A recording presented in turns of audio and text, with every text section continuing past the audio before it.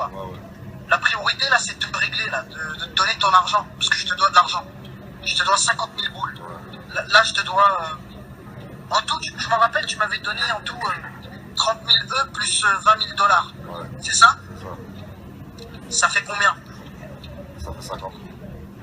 Bon, ça fait un petit peu moins, mais on va dire 50 000. Mais on s'en fout, écoute. Ça fait 50 000. Ok? Ça fait 50 000. Donc, là, je te dois 48 000, on est bien clair. Ouais.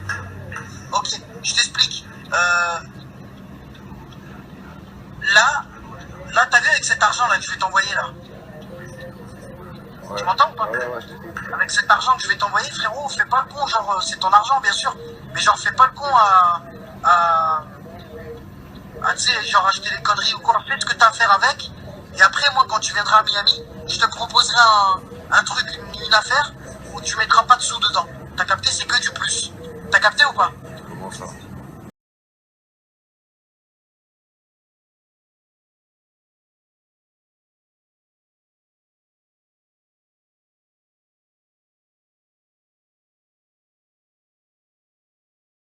Je vais prendre 2 mesures pour préserver cette vidéo, pour qu'elle ne soit pas supprimée par l'intéressé. Premièrement, je l'appellerai Swaggy plutôt que par son vrai nom ou son pseudo, et j'utiliserai aucune image de lui. Si vous connaissez pas le personnage, je vous renvoie à mon qu'est devenu qui apparaît en haut à droite. Deuxièmement, si ma vidéo vient à sauter, je veux qu'il reste des traces un peu partout sur YouTube, et c'est pourquoi je vous autorise exceptionnellement à republier la vidéo.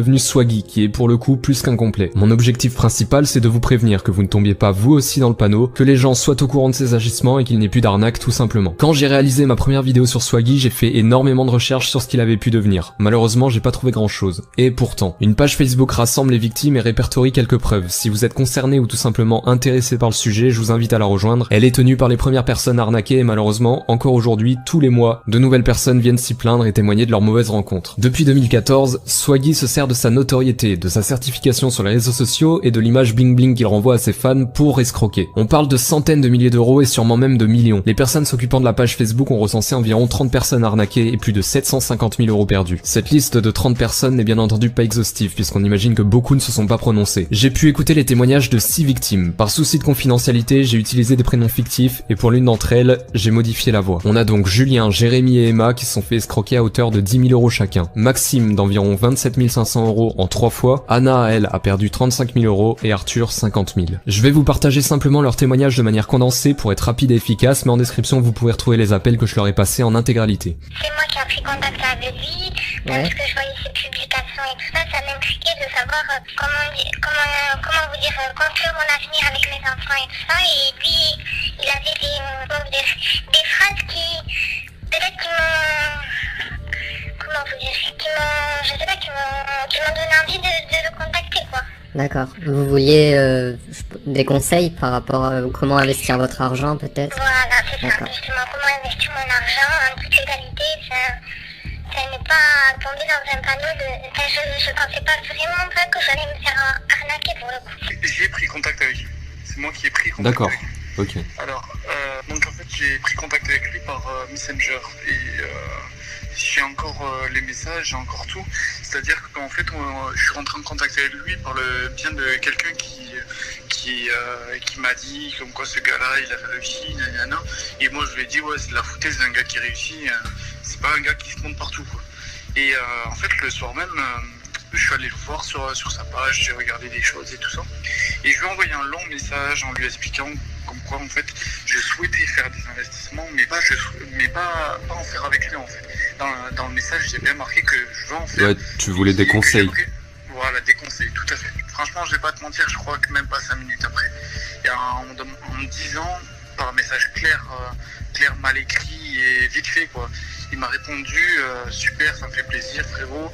Et bien, envoie-moi ton numéro, que je puisse te joindre. Comme ça, cash, il m'a dit ça comme ça. C'est lui qui t'a contacté ou c'est toi qui l'as contacté? C'est moi qui lui ai envoyé un message à la base en lui disant que... qu'est-ce que je lui ai dit? Ah oui, je lui ai envoyé un message et je lui avais demandé si j'avais pas des petits conseils à donner, pour tout ce qui est investissement ou quoi que ce soit. Ouais. Il m'a répondu, il m'a dit écoute, je peux pas te donner de conseils, je peux pas faire ça à tout le monde, blablabla. Je lui ai dit ok, y a pas de souci,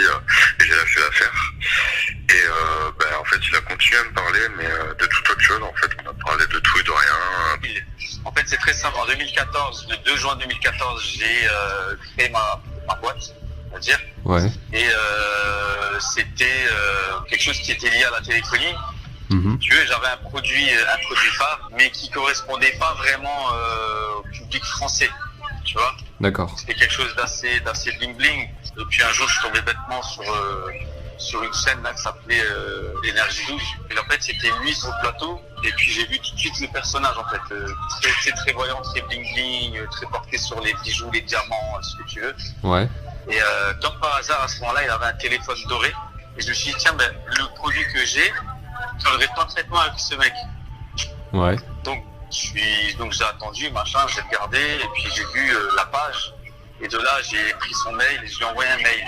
Comme vous pouvez le remarquer, Swaggy ne traque pas ses proies. Les proies viennent à lui. La plupart du temps, simplement pour avoir des conseils pour faire fructifier de l'argent ou par simple empathie envers le personnage. Et c'est là qu'il est très fort. Au début, la technique est la même à chaque fois. Il contourne le sujet pour lequel les personnes l'abordent et joue son coup sur le long terme. Pendant plusieurs mois, il entretient une relation sociale. Il fait ami-ami avec la personne, prend de ses nouvelles très régulièrement et parfois joue même le martyr pour déclencher chez ses victimes ce que lui-même est incapable d'éprouver, de la pitié. Par exemple, Frogman, quelqu'un se faisait passer pour un mec, ouais, j'ai pas de famille, j'ai personne envers qui me tourner. Bon voilà, tu sais, en même temps, quand t'as un gars comme ça qui vient te parler, qui t'appelle tous les jours, tu te dis bon, c'est quand même un personnage public qui est quand même suivi par du monde, malgré tout. Hein. Ouais, bah oui. T'es à 100 lieues d'imaginer que le mec, c'est un escroc, tu vois. J'ai demandé des conseils, donc directement il m'a répondu. Déjà, je me suis dit, ah bon. Ben, il est sympa, il répond, malgré qu'il a plusieurs abonnés, donc j'ai demandé. Et ensuite, il m'a directement mis en confiance dans le sens où il me dit t'inquiète pas, enfin, il m'a dit ne t'inquiète pas, je vais t'aider, moi je vais te changer ta vie. Je sais pas, ça a été, peut-être que j'ai été bête sur ce coup-là, mais je sais pas, il m'a vite mis en confiance.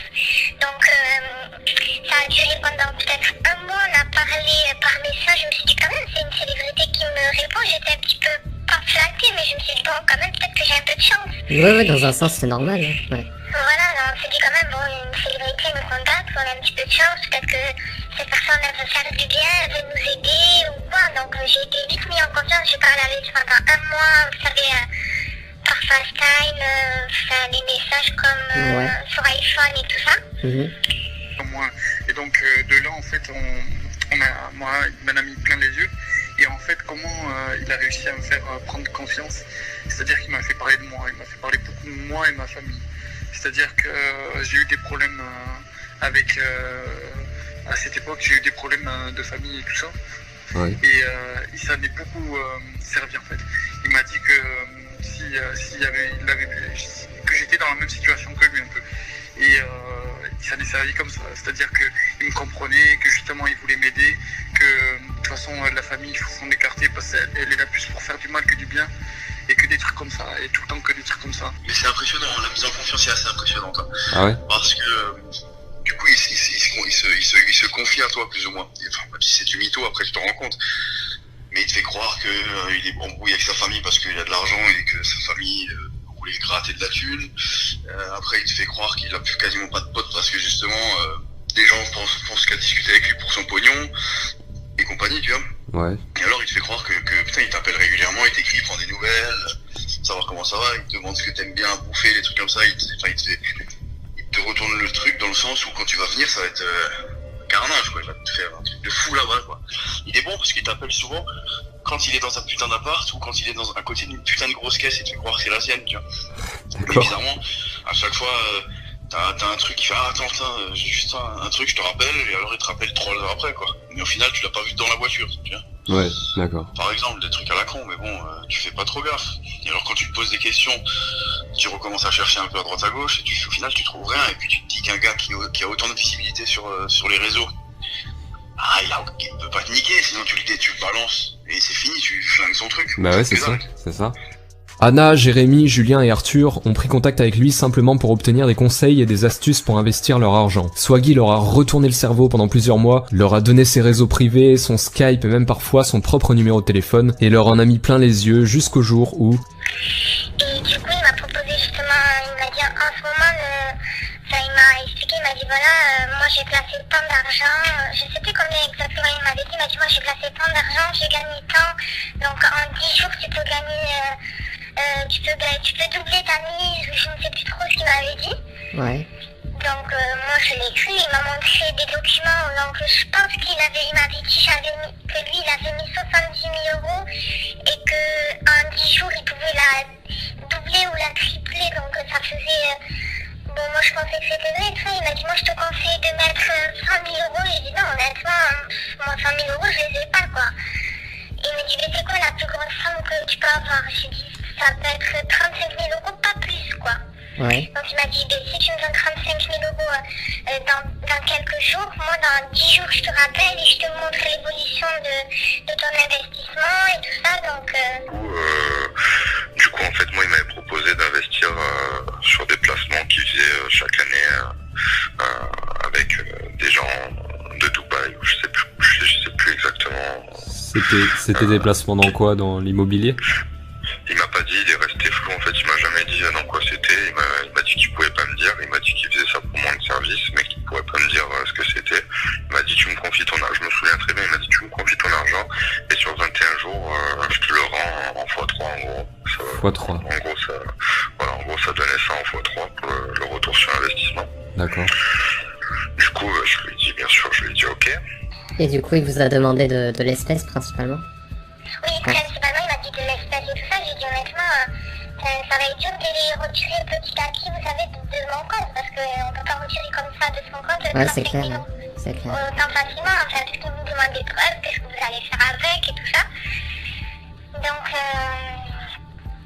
Donc j'ai retiré vraiment petit à petit. En un mois, j'ai dû retirer 35 000 euros. Et bref, du coup on s'est rejoint à Paris, en fait ce qui se passe c'est que moi je lui ai donné les sous en espèces, il les a même pas comptés, c'était dans une enveloppe, il les a mis dans la poche, il m'a sorti une liasse de billets, il avait une liasse de billets de 50 euros dans l'autre poche, et en fait il m'a dit écoute combien t'en as eu à peu près pour l'avion et tout, je lui ai dit une somme, donc je crois qu'à l'époque c'était 250 euros, il m'a pris une liasse de billets, une petite liasse de billets dans sa main, il me l'a donné, il y avait 300 euros je crois, il y avait 50 euros de plus que ce que ça avait coûté le voyage en fait. Ouais.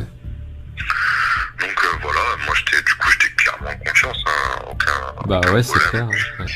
Et alors il te dit ouais voilà j'ai des investissements en bourse sur des one shot où tu places et en fait en fait tu achètes tu vends assez rapidement, c'est-à-dire qu'en une semaine, 2 semaines tu peux faire x2 x3 sur des montants, ce qui est quasiment impossible en réalité, sauf avec des gros montants. C'est vrai qu'avec des 6 chiffres ou des 7 chiffres, tu peux faire des trucs comme ça.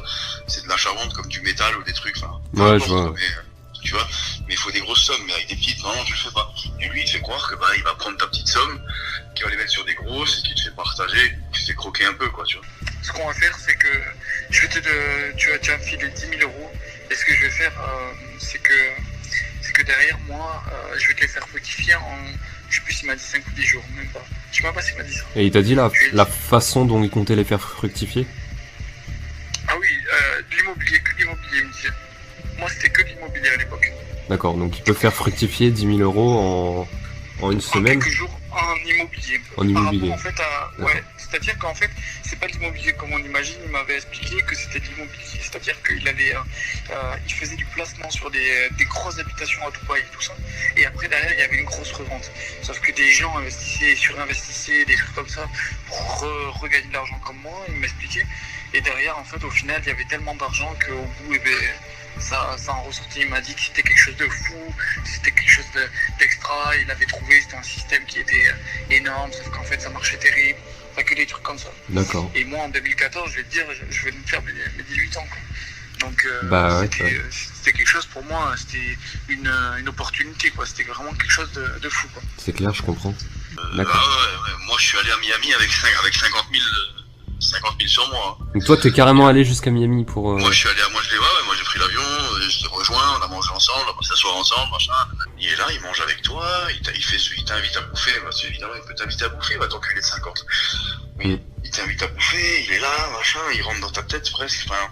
Et après, naïvement, tu lui remets les thunes, parce que t'es KO du voyage, t'as envie d'aller te pioter, tu lui dis vas-y, Tac, à demain matin, et le lendemain matin, bah, après tu peux rêver quoi. Il t'appelle, il te met la carotte, il te dit qu'il est en train de changer l'argent, il fait le mort, et puis il revient par moment, il dit mais non mais ne crois pas ça, tu me déçois franchement, je te rends service là, je te fais gagner de l'argent, tu me prends pour un voleur, machin.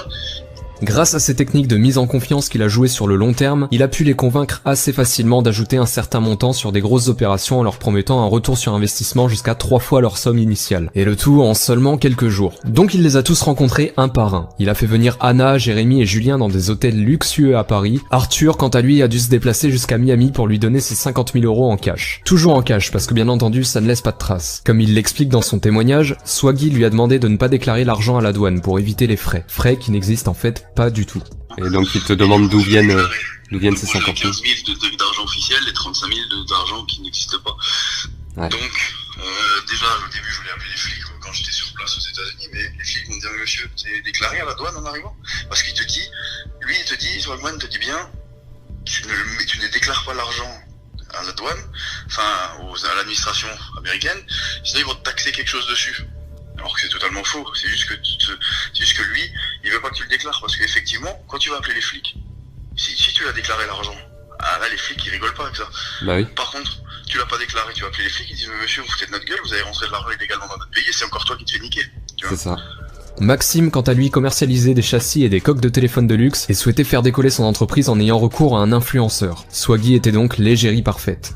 Donc je me suis lancé. Et en fait, le deal c'était quoi? C'était je vais lui donner 5 000 € en liquide. Et lui, en fait, sur tous les réseaux sociaux, il partagerait 3 photos. Et ça impliquait environ, ça allait toucher potentiellement 3 millions de personnes. D'accord. En termes de visibilité, je parle. Hein. Ouais. Et je me suis dit, bon, les retombées, à mon avis, j'avais fait plus ou moins un calcul, ça aurait dû normalement... être assez conséquent. Ouais. Voilà, tu vois. Mais Swaggy ne respectait pas les termes des différents contrats qu'ils ont pu signer. Pour 5 000 €, ce qui devait être une mise en avant de ses produits sur les réseaux sociaux, devient un simple boost de faux followers et de fausses interactions sur le compte Instagram de l'entreprise. Pour 15 000 €, Swaggy lui a fait miroiter que ses produits seraient mis en avant à la télé pendant la campagne de promotion de son nouvel album. Résultat, Maxime se retrouve dans le public de diverses émissions et assiste de loin à l'apogée de Swaggy sans qu'on parle une seule fois de ses produits. Pour 7 500 €, ses produits devaient apparaître dans un clip qui n'a finalement jamais été tourné. Swaggy ayant utilisé un faux nom sur les contrats et les échanges ayant été faits uniquement en cash, les contrats sont caducs et Maxime n'a pas pu avoir recours à la justice. Et c'est là où en fait, avec le temps, avec les années, par exemple, j'ai compris que le contrat dès le départ en fait était caduc. Pourquoi? Parce que le nom qu'il m'avait donné, je parle pas du nom d'artiste, je parle du nom du prénom. Hein. C'était pas. Dès le départ, il était faux. C'était pas son vrai nom, ouais, d'accord. Non, c'était pas c'était Ryan Sanchez. Ah ouais, d'accord. Ok. Donc ce qui fait qu'avec toute cette histoire, même quand je suis allé voir la police, les flics, ce que tu veux, quand ils ont fait après recherche, ils m'ont dit ouais monsieur, votre contrat il vaut rien parce que la personne n'existe pas. C'est moi qui ai pris contact avec lui. Ouais, à la suite de quoi? Parce que j'aimais bien le personnage, etc. Ouais. Donc en fait, on parlait un peu sur Messenger. Ça faisait depuis 2 ans qu'on parlait, mais bon, vite fait, quoi. C'était vraiment des petits messages. Et ensuite, il m'a contacté l'été, donc ça devait être mai-juin, en m'expliquant qu'il avait de gros problèmes, qu'il était en prison en Tunisie. D'accord. L'histoire d'Emma est sûrement celle qui m'a le plus touché. Elle n'attendait rien de Swaggy. Elle appréciait simplement le personnage et comme avec toutes ses victimes, il a réussi à gagner sa confiance pour faire ce qu'on appelle une arnaque à la romance. Donc qu'il avait besoin de 10 000 € pour pouvoir ressortir. Enfin, c'était la caution de 10 000 €. Et il m'a dit que si je l'aiderais, qu'il me donnerait 2-3 millions. Bref, voilà quoi. On allait s'arranger, etc. Ah oui, d'accord. Ok. Voilà. Donc moi je devais faire des Western Union à une personne de Tunisie, apparemment qui travaillait à la prison. Ouais. Donc voilà, j'ai fait des Western Union régulièrement. Ensuite on s'est vu à Milan parce qu'il m'a dit que grâce à moi il faut avoir une permission de 24 heures. Ouais. Donc si je lui envoyais 2 500 €, donc j'ai fait un Western de 2 500 €. D'accord. Et moi à Milan je devais lui donner un peu d'argent pour qu'il puisse manger sur place. Donc je lui ai pris son billet d'avion, j'ai tout pris. Je l'ai vu même pas 24 heures à Milan parce que il est arrivé, on a parlé où on a dû discuter 2-3 heures. Et ensuite, moi je suis partie fumer une cigarette en bas de l'hôtel et quand je suis remontée dans ma chambre, il était plus là. À un moment donné, je me suis rendu compte que ça commençait à être une escroquerie. Donc voilà, je lui ai envoyé presque un peu plus de 10 000 euros. En tout? Ouais. D'accord. Et puis du jour au lendemain, j'ai plus de nouvelles, il m'a bloqué, puis voilà quoi. Donc, je cherche de le joindre, voilà, il m'a bloqué de partout. Après leur avoir pris leur argent, Swaggy a pris ses distances petit à petit jusqu'à ce que les victimes n'ont plus du tout de nouvelles de lui. Certains ont tenté des stratagèmes pour récupérer leur argent, malheureusement sans succès, d'autres se sont fait une raison et sont passés à autre chose, et certains ont tout perdu. Un Canadien a même tenté de se suicider. Mais sauf que je connaissais une victime aussi du Canada, et c'est un garçon, et le pauvre il était vraiment très mal, ça m'a fait beaucoup de peine parce que c'était un garçon, il voulait mettre ça à ses jours tellement qu'il en avait marre quoi. Et on va parler de lui d'ailleurs, vous pourriez me passer son contact? Bien sûr, il n'y a pas de souci, je vous passerai son contact, oui. Ok, mais merci. il est très gentil, le pauvre, j'ai essayé de lui remonter le moral parce qu'on est dans la même situation en fait. Je lui ai dit non, que ça servait à rien et qu'il devrait pas faire ça, qu'il devrait profiter de la vie au lieu de penser à des choses comme ça, parce que c'est monstrueux quand même de penser à ça, ça m'a atteint quand même, parce que je me suis dit, il est sans cœur, parce qu'il y a des gens qui veulent se suicider, d'autres qui ont des enfants assumés, C'est ça. et c'est très dur. Mais Certains n'ont pas pu porter plainte parce que les autorités s'intéressent plus à l'origine de l'argent qu'à l'escroquerie en elle-même. D'autres l'ont fait une première fois seuls dans leur ville et une seconde fois en groupe à Paris. Mais Swaggy ne met plus du tout les pieds en France. En dehors de sa famille qu'il protège et fait semblant de ne plus avoir contact avec lui, il n'a plus rien ici. Plus de contact, plus de logement. Il mène ses escroqueries depuis Miami. Et malheureusement en France, la loi fait que le préjudice total et le nombre de plaignants ne suffit pas à ouvrir une enquête et à procéder à une extradition. Certaines des victimes ont même reçu un courrier leur notifiant que l'affaire était classée sans suite. Tout ce qu'on peut faire aujourd'hui, c'est prévenir. Prévenir et en parler autour de vous. Même si Swagman est aujourd'hui pour vous comme pour moi une personnalité morte et oubliée, il n'en est pas moins dangereux. Je compte sur vous pour relayer cette vidéo afin qu'il n'y ait plus de victimes. Je voudrais conclure avec cette phrase: la richesse et la célébrité d'un homme ne prouvent pas son honnêteté. Faites attention à vous. La priorité, frère, c'est de te régler. T'as capté ou pas? La priorité, là, c'est de te régler, là, de te donner ton argent. Parce que je te dois de l'argent. Je te dois 50 000 boules. Là, je te dois... En tout, je m'en rappelle, tu m'avais donné en tout 30 000 E plus 20 000 dollars. C'est ça? Ça fait combien? Ça fait 50. Bon, ça fait un petit peu moins, mais on va dire 50 000. Mais on s'en fout, écoute. Ça fait 50 000. Ok? Ça fait 50 000. Donc, là, je te dois 48 000, on est bien clair? Ok, je t'explique. Là, t'as vu avec cet argent-là que je vais t'envoyer, là? Tu m'entends ou pas? Je t'écoute. Avec cet argent que je vais t'envoyer, frérot, fais pas le con, genre, c'est ton argent, bien sûr. Mais genre, fais pas le con tu sais, genre, acheter des conneries ou quoi. Fais ce que t'as à faire avec.